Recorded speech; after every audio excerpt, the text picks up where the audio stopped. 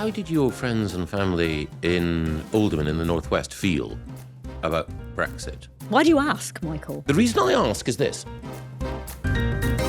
Just at the time that you left the mayor's office, obviously we had the EU referendum.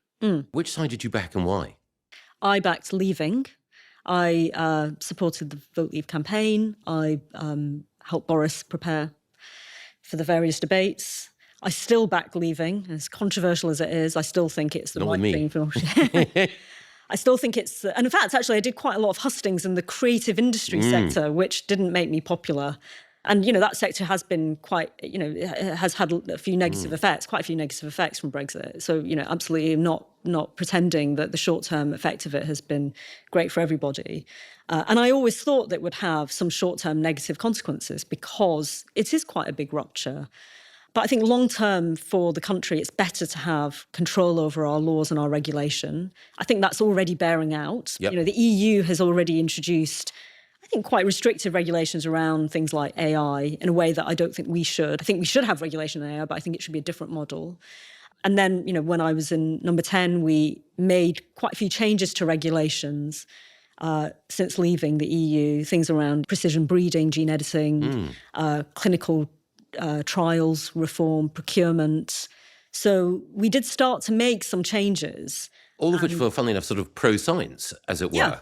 Yeah. Because, again, one of the lobbies that was most sort of critical of Brexit were people speaking for scientists, worried about loss of access to funding and so on.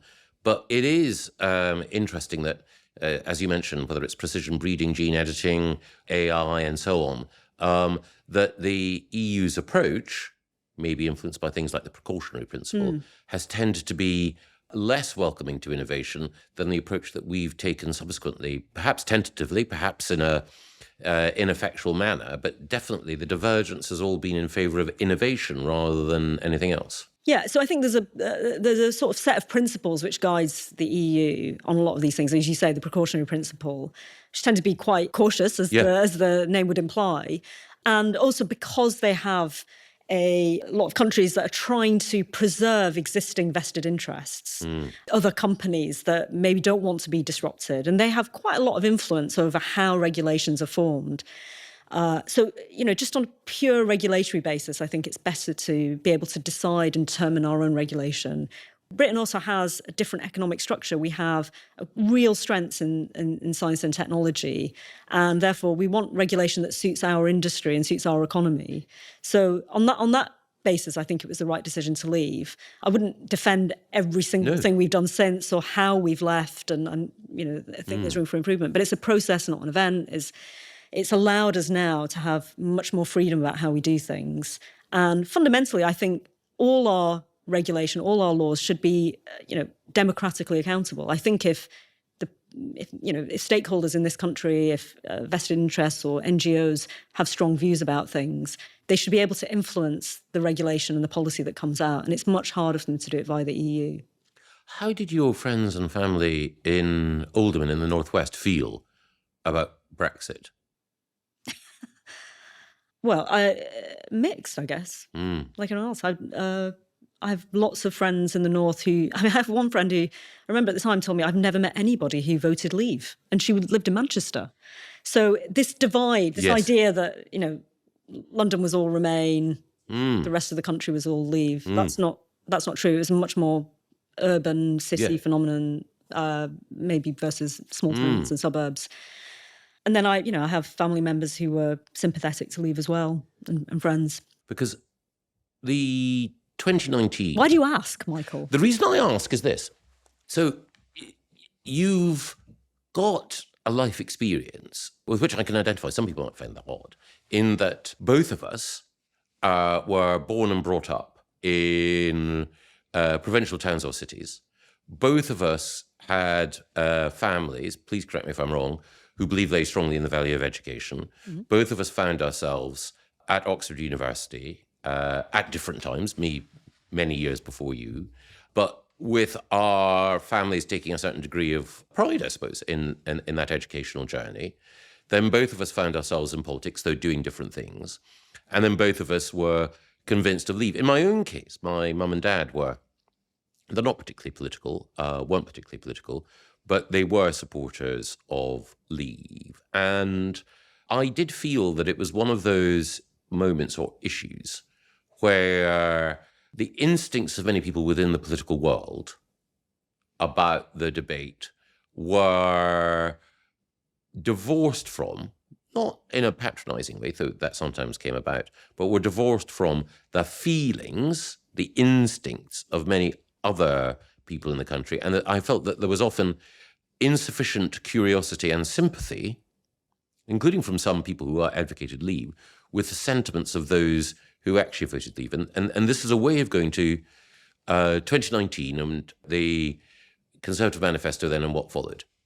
During the course of the Brexit debate, and particularly afterwards, there was understandable talk about deregulation, good thing, in favour. Talk about trade.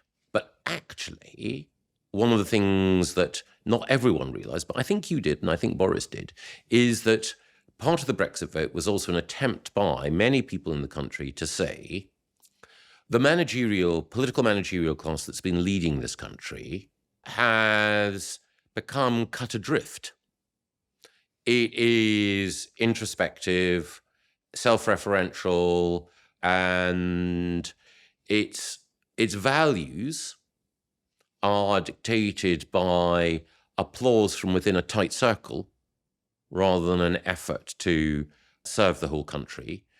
People like David Goodhart have talked about the somewhere, anywhere divide, and I think while it's a simplification, it's pretty accurate. And the 2019 manifesto and the broader levelling up drive, now levelling up derided, I actually think got to the heart of one of the reasons behind Brexit, which is that the economic model and the style of political leadership that people saw in Westminster, and even more so in Brussels, was one that wasn't serving them. So I think, I'm not referring to people, in the north and sure. necessarily I'm that I know, generalising, but it's. I think the biggest driver was, of course, immigration. Yes, that was the thing that brought home the failure of the system, the elite to listen to people's concerns. Yes. The numbers had got quite significant, or at least back then it seemed significant. But now it looks relatively small, and that was the major driver. The sense that we've been, the public have been saying for 20 years or more, we want to reduce immigration, and it keeps getting bigger. And even under Cameron, who had said we're going to reduce it to 10, under 100,000, and it kept growing. And the reason it kept growing is because of free movement from the EU and the inability of government to be able to exercise any control over that particular route. So that's why it was crystallised. That's why it came out. I don't know to what extent people, around the country were thinking, well, it's the broader, kind of malaise and the EU and the economic models failed because of our membership of the EU. I can't say for sure if it was kind of understood or felt in that way. Although I was surprised, actually, during the referendum, how knowledgeable people were about the EU. There was a lot of talk afterwards that people had been tricked into voting leave and didn't understand what they'd voted for. In my experience, and lots of people I know who'd campaigned during that period said, no, people were pretty clued up, actually, surprisingly so. And, obviously voter turnout was quite high. It was the highest for a long time. Oh, quite. People were not simply voting kind of accidentally. They were, I think, engaged in the arguments. But you asked about the 2019 manifesto. Obviously, the points-based system was in there. Saying we're going to change the immigration model was part of it. But you're right that really it was this bigger problem, which is why had we had so much immigration for for that period since 2004? What had been the driver? It was partly a cultural, ideological thing to do with ideas of globalization. We want to be a country that welcomes people. But it's also because our economic model was failing. Even before 2008, there were serious problems with productivity and with investment in this country. And we had for a long time, basically a model that relied on expanding the number of people in this country. Yes. Expanding GDP, but not GDP per capita. And I think levelling up, sometimes people are very scathing about the phrase and say, well, It's just about redistribution or, making towns and cities around the country look a bit nicer. And it was not a real thing. In my view, it was about fixing the broken economic model. Yes. Not broken irreparably. I think we have lots of strengths in this country, but we have, over the last 20 or so years, done things that have caused a lot of self-harm, which have made it harder for our best industries to expand, for productivity to increase, to create good jobs around the country. There's a real problem that there are parts of the country like the Northeast where there are more people employed by the public sector than the private sector. And that is something that the 2019 manifesto was trying to address, this deeper structural thing of how do you get the country's economy to start growing again in a way that everyone benefits. I, perhaps unsurprisingly, completely agree. And I think that the concerns about immigration were both about immigration themselves, but also what immigration signified. So exactly as you say, it was symptomatic of an attitude which was traditional industries, brackets, in which many people have taken pride, don't really matter anymore. A sophisticated modern economy doesn't need them. What we need are a successful financial services sector, and then the ancillary workers, baristas, cleaners, the people working in the health and care sector, to service that. If your community changes as a result, and I know there's a touch of what Zia Youssef has been saying this week in this, if what was the local church, brackets, you might not have gone there, but maybe your parents did, if that changes and becomes a mosque, if it is the case that the streets in which you grew up are transformed, frankly, either we don't care, we, the governing elite, don't care, or we actively think it is good for you to have that which was familiar change, because we're not stating it out loud, but we do think that you're racist and you need to be educated out of it. Well, they did state it out loud. Exactly, in some cases. Yeah. And for many people, it would feel entirely understandable that they would think, you're not concerned about dignified jobs in my area. You're not concerned about the pride that I take in my community. You're not concerned about that which is familiar, which gives me a sense of affection and loyalty to this place. You're principally concerned about two things. One, what is economically convenient for those who are already wealthy. And secondly, rubbing my nose in it by saying that you are more enlightened than I am and that I have to bear the consequences. And unsurprisingly, people thought, given the opportunity to say no to that, they would take it. My own hunch is that view having been taken, people's general view would be, okay, and this I think was the point of the 2019 manifesto, I hope, government, that you've got the message. We're not really going to obsess about migration. We would just like the numbers now to go down. What we really want to do is to see that you understand what has happened to our communities and to the country, of which immigration has been a significant part, and let's tackle that. And as you say, it was about changing that political economy and thinking in that way. Am I over-romanticizing the views that you and others had at the time of the 2019 manifesto being written? Yeah, that was our view, that we had an opportunity to both change use the levers of power to try and get parts of the economy growing again, deal with the fact that energy prices have gone up, that we couldn't build infrastructure, reform planning, all those things which have been holding that, industry and, parts of our economy that actually, could function quite well. It was also about, really responding to public pressure and saying, we hear you and we understand that you want to try and slow down the pace of this demographic change.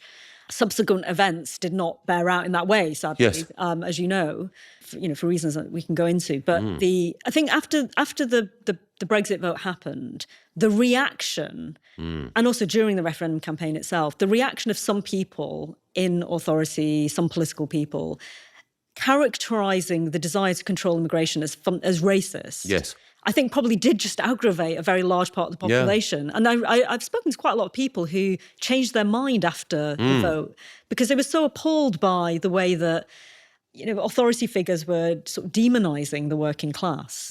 or, you know, even frankly parts of the middle class for saying, well, maybe we don't want free movement. Maybe that's not the right thing for this country. And so in a way, the narrative that the Remain campaign used to try and scare people or morally blackmail people into voting their way, I think backfired. And I think a lot of people felt quite hacked off that they were being told that there was something wrong with them morally because they wanted to be able to put some controls back into the immigration system. But yeah, I mean, fundamentally, I think, you know, these drivers are partly political, ideological. You know, it's to do with, you know, how we feel about ourselves as a country, wanting to present Britain as this open, multicultural society. Therefore, you know, we shouldn't have borders at all, versus a conception of actually we should have an immigration system that works for the people who live in this country.